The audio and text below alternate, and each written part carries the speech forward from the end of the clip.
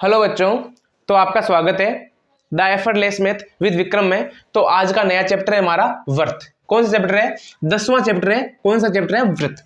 इस व्रत के बारे में हम बचपन से पढ़ते आ रहे हैं कि व्रत होता क्या है, इसकी परिभाषा क्या है, इसमें त्रिज्याएं कितनी होती है, इसमें केंद्र कितने होते हैं, इसमें जीवाएं कितनी होती है। हम व्रत के बारे में ज्यादातर पढ़ते ही आ रहे हैं। तो आज हम वो सब कुछ पढ़ेंगे जो हमने बचपन से नहीं पढ़ा, जो हमारे इस चैप्टर में काम आएंगे, वो सब पढ़ेंगे। ठीक है, मैं ये बता देता हूं कि ये व्रत है। इस व्रत की परिधि पर अनेक बिंदु स्थित है। कितने बिंदु स्थित है? अनेक बिंदु स्थित है। जो इस ये वाली होगी, ये क्या हो जाएगी? इसकी परिधि हो जाएगी। क्या हो जाएगी? परिधि हो जाएगी। और ये पूरा क्या हो जाएगा? ये पूरा वृत्त हो जाएगा। ये बीच वाला बिंदु, इसको मान लो ओ दे दूं, इससे क्या हो जाएगा? वृत्त का केंद्र हो जाएगा। क्या हो जाएगा? वृत्त का केंद्र हो जाएगा। जो हमारी पहली क्लास रहने वाली है, जो हमारे इस चैप्टर में आने वाले हैं, उस सारों की परिचय क्लास है। इसमें हम पढ़ेंगे कि क्या क्या पढ़ने वाले हैं, क्या क्या नहीं पढ़ने वाले हैं। मैं वृत्त के बारे में आपको बेसिक जानकारी देने वाला हूं। बस हम केंद्र से परिधि पर स्थित किसी बिंदु को मिलाते हैं। ठीक है, केंद्र से परिधि पर स्थित किसी भी बिंदु को मिलाने पर जो बनने वाली आकृति है वो क्या कहलाती है? त्रिज्या कहलाती है।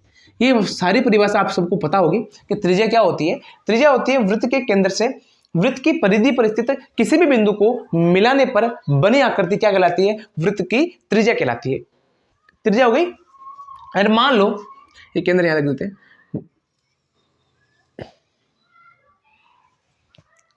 कि वृत्त पर स्थित दो बिंदुओं को मिलाने वाला ऐसा रेखाखंड जो वृत्त के केंद्र से होकर जाता है क्या कहलाता है? व्यास कहलाता है। क्या कहलाता है? व्यास कहलाता है। और व्यास बराबर क्या होता है? 2 गुणा त्रिज्या। क्या होता है? 2 गुणा त्रिज्या होता है।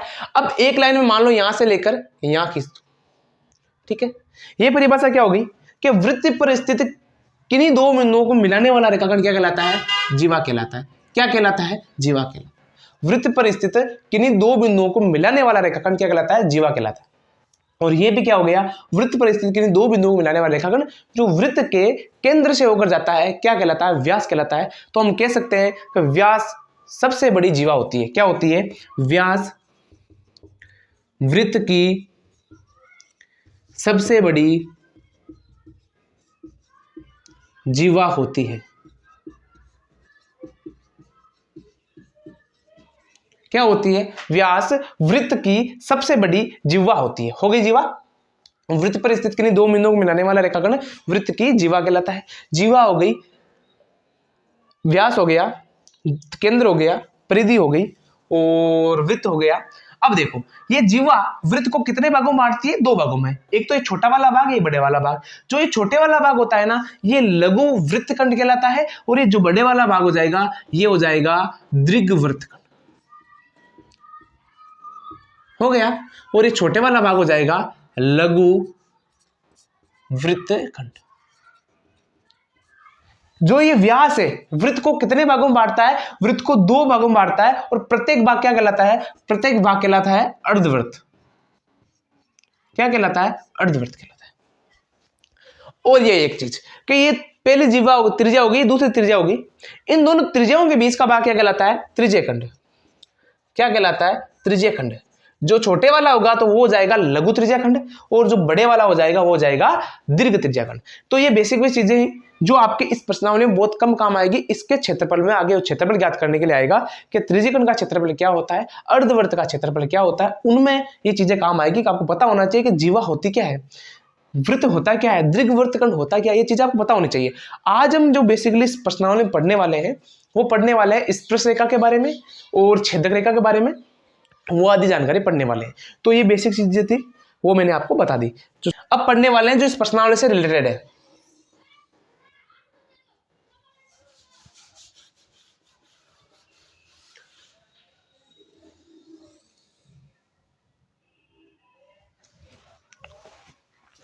अच्छा बना। तो इधर देखो, ये वृत्त का केंद्र हो गया। अब सबसे पहले आती है स्पर्श रेखा। क्या आती है? स्पर्श रेखा। स्पर्श रेखा की परिभाषा क्या होगी कि वृत्त पर वृत्त के किसी एक बिंदु को प्रतिच्छेद करने वाली रेखा को वृत्त की स्पर्श रेखा कहते हैं। क्या कहते हैं कि वृत्त पर होते कितने बिंदु हैं? वृत्त पर अनंत बिंदु होते हैं। वृत्त पर अनंत बिंदु होते हैं।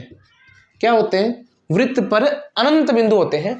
तो वृत्त पर किसी एक बिंदु को, मान लो ये स्पर्श रेखा यहां से लेकर ये निकल रही है यहां से,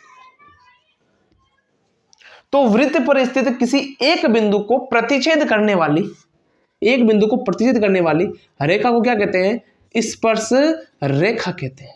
क्या कहते हैं? स्पर्श रेखा कहते हैं।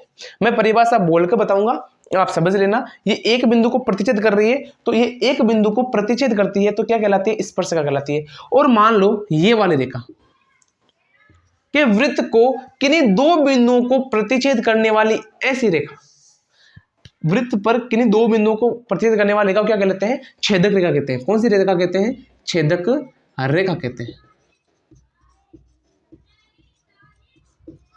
कौन सी रेखा कहते हैं? छेदक रेखा कहते हैं। अब आप कहोगे सर वृत्त पर कितनी छेदक रेखा हो सकती है? तो वृत्त पर अनेक छेदक रेखा हो सकती है, और वृत्त पर अनेक बिंदु होते हैं तो अनेक स्पर्श रेखा हो सकती है। तो यहां लिख सकते हो वृत्त पर अनेक छेदक व स्पर्श रेखा हो सकती है। वृत्त पर अनेक तो छेदक रेखा हो सकती है और अनेक ही स्पर्श रेखा हो सकती है। क्यों? क्योंकि अनेक बिंदु होते हैं वृत्त पर, तो अनेक स्पर्श रेखा हो सकती है, अनेक छेदक रेखा हो सकती है। और एक बात, वृत्त पर अनेक त्रिज्याएं हो सकती है। वृत्त के अनेक व्यास हो सकते हैं, वृत्त के अनेक व्यास हो सकते हैं, त्रिज्याएं हो सकती है, जीवा हो सकती है, अनेक त्रिज्यखंड हो सकते हैं। तो सबका उत्तर क्या आएगा? अनेक आएगा। लेकिन वृत्त पर एक बिंदु पर कितने स्पर्श रेखा खींच सकते हैं? वृत्त के किसी एक बिंदु पर एक ही स्पर्श रेखा खींच सकते हैं। तो नीचे लिख सकते हैं आप, वृत्त के किसी एक बिंदु पर एक स्पर्श रेखा खींच सकते हैं। और वृत्त पर होती कितनी स्पर्श रेखाएं? वृत्त पर अनेक स्पर्श रेखाएं होती है। खींच कितनी सकते हैं? अनेक खींच सकते हैं। हो गया? अब आगे देखो, हमारे पास स्पर्श रेखा हो गया, हमारे पास छेदक रेखा हो गया। अब हमारी जो प्रश्नावली है कौन सी है? हमारी प्रश्नावली है 10.1। 10.1 में हमें कुछ ज्यादा कुछ पूछा नहीं गया है। मैं आपको बस जो क्वेश्चन दे रखे हैं उनके डायरेक्ट आंसर बताने वाला हूं। तो इसको थोड़ा मिटा देते हैं। हाँ, पहला क्वेश्चन हमारे पास क्या दे रखा है कि एक वृत्त की कितनी स्पर्श रेखाएं हो सकती है?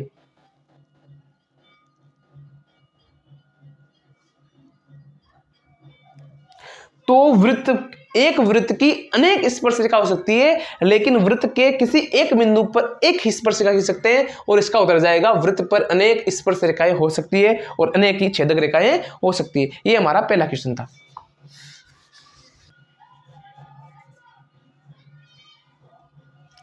अब हमारा क्वेश्चन दे रखा है दूसरा क्वेश्चन। कौन सा क्वेश्चन? दूसरा क्वेश्चन है रिक्त स्थानों की पूर्ति करें।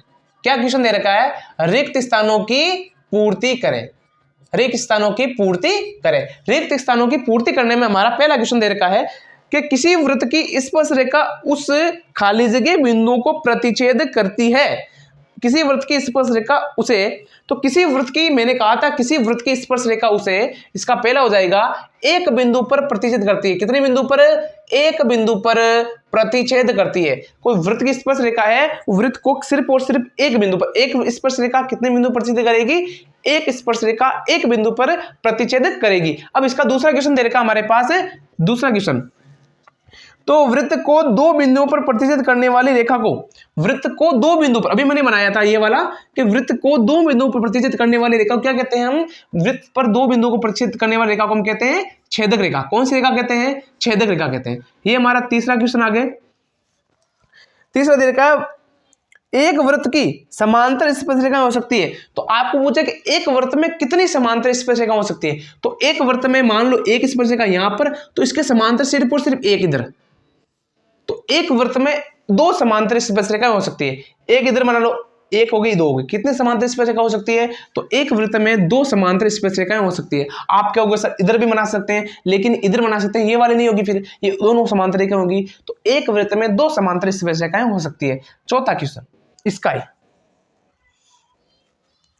वृत्त और उसकी स्पर्शरेखा के उभयनिष्ठ बिंदु को, वृत्त, ये वृत्त और इसकी स्पर्शरेखा, ये वाली स्पर्शरेखा के उभयनिष्ठ बिंदु को क्या कहते हैं? स्पर्श बिंदु कहते हैं। कौन सा बिंदु कहते हैं? स्पर्श। जो स्पर्श कर रहा है तो स्पर्श बिंदु हो जाएगा। ये हमारा कौन सा क्वेश्चन है? ये हमारा दूसरा क्वेश्चन है। जो आगे कौन सा क्वेश्चन करने वाले हैं हम? तीसरा क्वेश्चन। तीसरा क्वेश्चन है 5 सेंटीमीटर त्रिज्या वाले वृत्त। तीसरा क्वेश्चन का चित्र हम यही मान लेते हैं, ठीक है।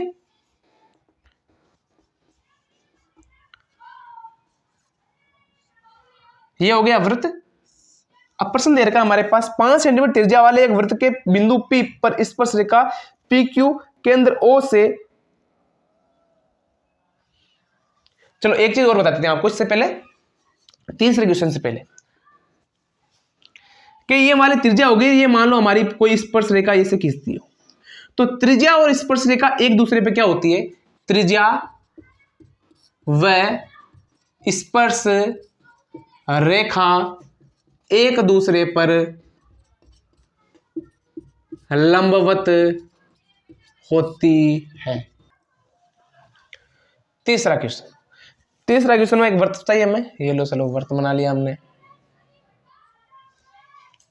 ये हमारी स्पर्श रेखा हो जाएगी, ये हमारी त्रिज्या हो जाएगी, और ये बना लिया हमने ऐसा।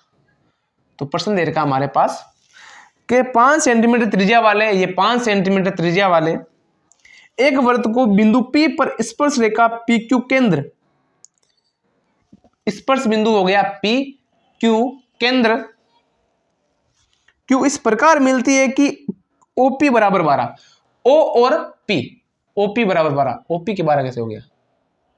एक मिनट वापस देखने दो। OQ होगा शायद, हाँ, OQ बराबर कितना हो गया? 12। ये 12 नहीं, ये तेरा होगा PQ बराबर 12 सेंटीमीटर।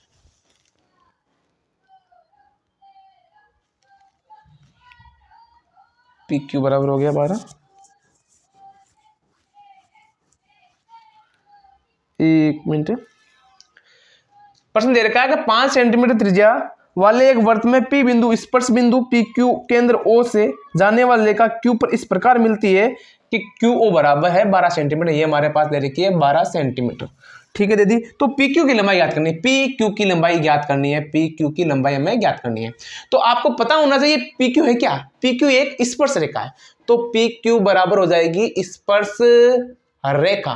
कौन सी रेखा हो जाएगी? स्पर्श रेखा हो जाएगी। तो आपको पता होना चाहिए ये हमारे पास कौन सा हो जाएगा? समकोण हो गया। तो त्रिभुज OPQ समकोण त्रिभुज है। कौन सा त्रिभुज है? समकोण त्रिभुज है। आपको पता होना चाहिए समकोण त्रिभुज में समकोण के सामने वाले भुजा होती है कर्ण, ये हो जाएगी लंब और ये हो जाएगी आधार। तो आपको पता होना चाहिए कि कर्ण स्क्वायर बराबर आधार स्क्वायर प्लस लंब स्क्वायर, ये होता है। कर्ण का मान कितना हो गया हमारे पास? 12। तो 12 का होल स्क्वायर प्लस आधार हम 5 मान लेते हैं, तो 5 का होल स्क्वायर प्लस ये हो जाएगा PQ का होल स्क्वायर। 12 का स्क्वायर कितना हो गया? 44 हो गया, बराबर हो जाएगा 5 का स्क्वायर हो गया 25 प्लस PQ का होल स्क्वायर। इधर चला जाएगा ये, तो 119 बच जाएगा PQ का होल स्क्वायर। दोनों तरफ हम वर्गमूल ले लेंगे तो क्या हो जाएगा? दोनों तरफ वर्गमूल ले लेंगे तो जाएगा PQ बराबर 119 रूट 119 सेंटीमीटर। क्या हो जाएगा? रूट 119 सेंटीमीटर हो जाएगा। तो हमारे पास ये PQ क्या है? PQ स्पर्श रेखा, स्पर्श रेखा की लंबाई आ गई रूट 119 सेंटीमीटर। हमारा तीसरा प्रश्न हो गया। अगर ऐसा कोई सा भी क्वेश्चन आ जाए जिसमें त्रिज्या और इसके स्पर्श रेखा के बीच में संबंध बन रहा है, समकोण बन रहा है, तो आप पाइथागोरस प्रमेय से आप आसानी से उस उत्तर ज्ञात कर सकते हो। हमारा चौथा क्वेश्चन क्या है? हमारा चौथा क्वेश्चन है कि एक वृत्त खींचिए और दी गई रेखा के समांतर 2 ऐसी रेखा खींचिए, उनमें एक स्पर्श रेखा और दूसरी छेदक रेखा हो, ठीक है। तो एक वृत्त खींचना है हमें, ये एक रचना वाला प्रश्न है, तो आप यहीं पर कर सकते हो आसानी से। तो ये मान लो हमने एक वृत्त खींच दिया। मैं जो कर रहा हूं आपको लिखना भी है साथ साथ में, कुछ नहीं करना है। ये वृत्त किससे दिया हुआ है प्रश्न में।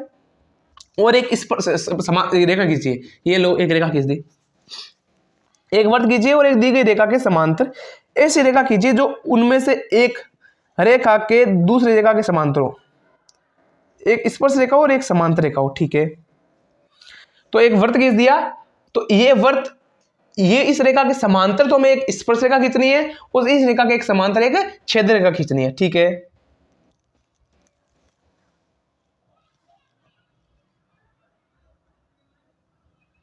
तो हमें करना कुछ नहीं है, ये वाला हमारा केंद्र हो गया, ये हमें मान लो यहां पर ए मान लो, यहां पर बी मान लो, ये हो गया ओ। ठीक है, हमें यहां ओ से प्रकार को ऐसे खोलना है, ओ को लंबा करके प्रकार खोलकर एक ऐसा चाप काटना है। काट दिया, चाप काट देंगे प्रकार को खोल के। चाप काटने के बाद इस चाप से लेकर एक चाप यहां काटेंगे, इस चाप से लेकर एक चाप यहां काटेंगे और ये चाप सीधा ओ बिंदु पर मिलेगा। कहां मिलेगा? ओ बिंदु मिलेगा। कहने का मतलब है ओ से ए बी पर एक लंबवत लाइन खींचनी है जो इसको किस बिंदु पर प्रतिच्छेद करती है? इसको एक्स और यहां पर वाई बिंदु पर प्रतिच्छेद करती है। ठीक है, ए और बी पर लंबवत लाइन खींच दी, शीर्ष लंब खींच दी हमने। अब हमें कुछ करना नहीं है, जो इस बिंदु पर खींच रही है यहां से तो हम एक स्पर्श रेखा खींच देंगे, ये लो, यहां से एक स्पर्श रेखा खींच दो और छेद रेखा आपकी मर्जी से कहीं पर भी खींच दो। खींच दी, जो इसके बराबर होनी चाहिए, तो ये बिंदु एक्स हो गया या मान लो पी हो गया, तो ये रेखा छेदक रेखा स्पर्श रेखा इस AB के समांतर हो जाएगी और ये वाली छेदक रेखा इस AB के क्या हो जाएगी? समांतर हो जाएगी। तो एक वृत्त खींचा हमने, उस वृत्त के समांतर रेखा ये है AB, इस AB के समांतर रेखा है ये वाली रेखा जो क्या है? AB के इस वृत्त की स्पर्श रेखा है और इस वृत्त की छेदक रेखा हो जाएगी ये वाली रेखा। इस रेखा के हम नाम दे सकते हैं अलग अलग। यहाँ मान लो दे दिया हमने PQ रेखा दे दिया, यहाँ पर दे दिया हमने CD रेखा दे दिया। इस प्रश्न में रचना वाला प्रश्न है, ज़्यादा खास प्रश्न नहीं है, सबसे इंपॉर्टेंट इस प्रश्नावली का यही प्रश्न है। तो हमने आज कौन सी प्रश्नावली है?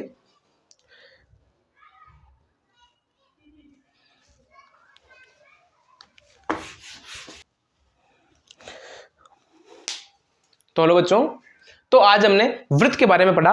तो वृत्त के बारे में आपको काफी चीजों के बारे में पहले से ही नॉलेज होगा कि त्रिज्या किसे कहते हैं, वृत्त किसे कहते हैं, परिधि किसे कहते हैं, परिधि ज्ञात करने का सूत्र क्या होता है, त्रिज्या ज्ञात करने का सूत्र क्या होता है, और व्यास क्या होता है, जीवा क्या होता है, वृत्तखंड क्या होता है, दीर्घवृत्तखंड क्या होता है, त्रिज्यखंड क्या होता है, चाप क्या होता है, ऐसी चीजें तो आपने लगभग पहले पढ़ रखी होगी, छोटी क्लासों में पढ़ रखी होगी। आज हमारा नया चीज थी स्पर्श रेखा। जो स्पर्श रेखा होती है वृत्त के स्पर्श करती हुई जाती है, और अब हम पढ़ने वाले हैं कि वृत्त पर हम स्पर्श रेखा कितनी खींच सकते हैं, कितनी खींच सकते हैं वृत्त पर। देखो ये होगा हमारा वृत्त। तो ये अलग अलग बिंदु है। तो पहला प्रश्न हमारे पास है, वृत्त पर कितनी स्पर्श रेखा खींच सकते हैं? रेखा खींच सकते। तो वृत्त पर हम कितनी स्पर्श रेखा खींच सकते हैं? अनंत स्पर्श रेखा खींच सकते हैं। कितनी खींच सकते हैं? अनंत। ये लो अनंत उत्तर आ गया। दूसरा हमारे पास है कि वृत्त के एक बाहरी बिंदु है P, दे दिया। इस बाहरी बिंदु P से वृत्त पर कितनी स्पर्श रेखा खींच सकते हैं? तो लिखो वृत्त पर किसी बाहरी बिंदु से कितनी स्पर्श रेखा खींच सकते हैं? तो कितनी खींच सकते हैं? उत्तर आएगा आपके पास 2। कितनी स्पर्श रेखा खींच सकते हैं? 2। कौन कौन सी? एक तो मान लो यहां से लेकर ये वाली